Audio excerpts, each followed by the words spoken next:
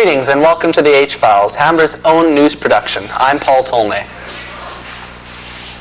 Over the past year, many events have taken place here at Hamber that have created memories for all of us, and today we will attempt to recapture some of them. To many people, the name Dracula stirs up images of blood, fangs, and vampires. But for Eric Hamber students, it's a moment that we'll never forget.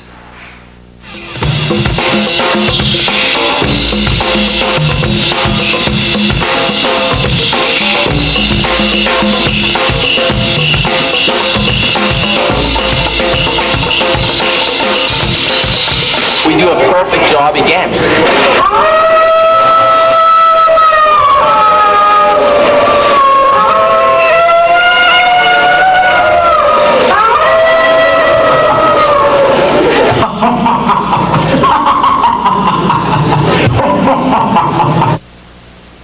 I think I had Dracula in mind in June when I accepted the position at Hamber. I know that Hamber is a big musical school, and I'm a new teacher, so I wanted to do something a little bit different. And I was hoping when I started here that there would be the interest to do a thriller, and there was.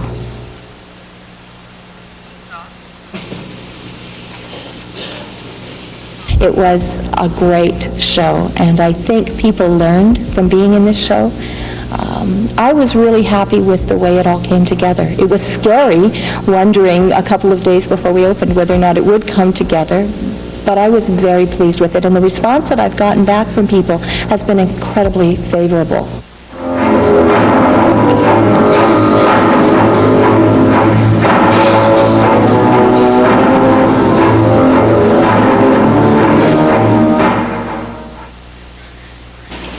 I do what I must now!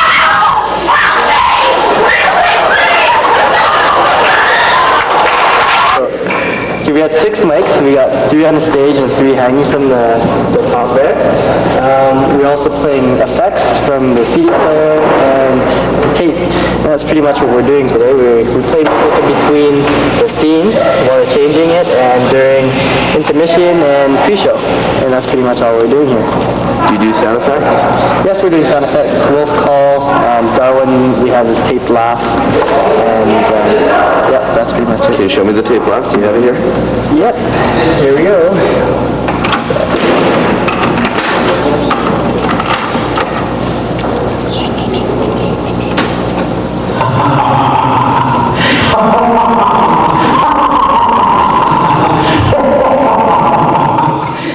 What are your duties as technical director? I sit right there and I tell lighting and sound to change the lights and sound when it needs. I cue them on their cues. And I'm in communication with Paul backstage on the headsets that we rented. And he tells me when they're done on stage, changing sets, actors are in place, so I can tell them fade sound, fade lights, so we get everything done, so we don't get actors running across the stage when the lights are coming on. The Gender Equity Club here at Hamber strives to promote an unbiased learning environment and to inform us all of the need for mutual respect. Recently, this group participated in an event that took Vancouver by storm. Let's take you now to Take Back the Night.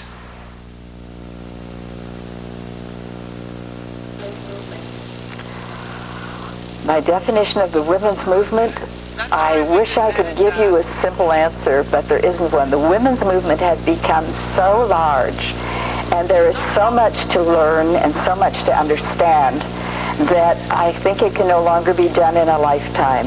Take Back the Night was an evening where all of us had a really good sense of empowerment, and it made us realize how frightened we are to walk down the street, how much of the time we're looking to the left and to the right and always watching the person approaching us. Is he safe or isn't he safe?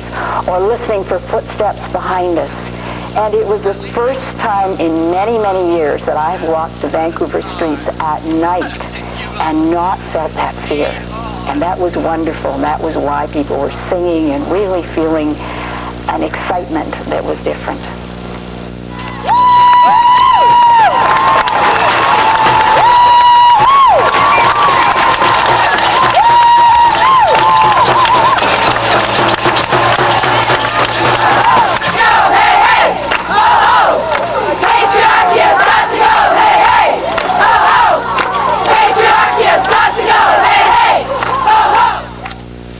progress over the years? I think there's been a great deal of progress. Even a few years ago, the words sexual harassment weren't part of our vocabulary. Anita Hill has changed that so that everybody knows about harassment in the workplace. There are policies now in place that make it impossible for certain things to happen.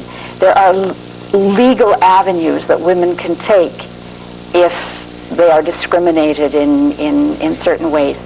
We have made enormous strides in awareness, and I think that awareness is continuing and is growing all the time.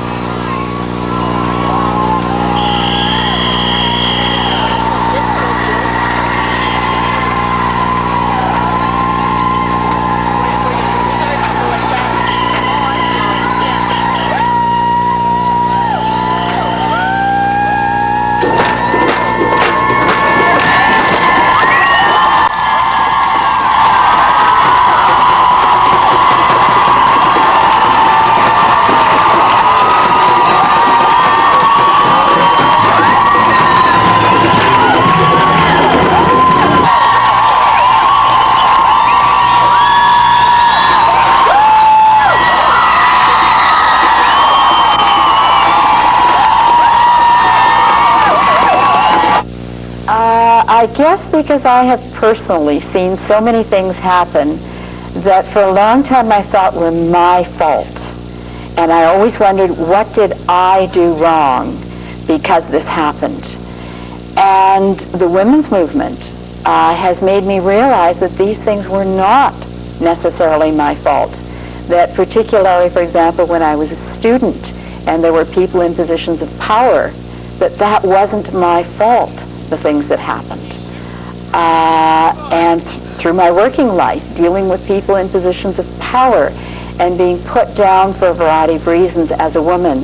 So I want to ensure now that the next generation of women doesn't go through some of the unfortunate things that I went through, and I would say every woman of my generation went through.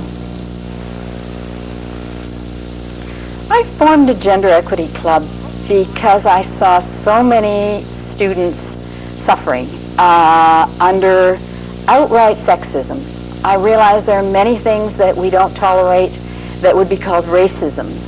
And a long time ago, it was funny to make jokes about certain races. And now we don't do it. And yet, a lot of men still think it's all right to make jokes about women, to put us down. And women's self-esteem and girls' self-esteem is so bad right across the board as a result of things in the society as well as things in the school. But I feel that our schools should be a really safe place where everybody feels empowered to learn and to do their very, very best. How have the attitudes of men and women changed? Enormously. We have made tremendous strides over the last few years. A few years ago, nobody had even heard of sexual harassment.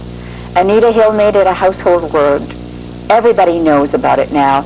Everybody is aware of the things that they must not do. Everyone is aware of the things that will not be tolerated anymore. The fact that so many students are aware of their rights. The fact that so many students wanted to be part of this gender equity club and realize that they have to work to make things better. So those two things in combination give me a lot of hope for continuing progress in the future.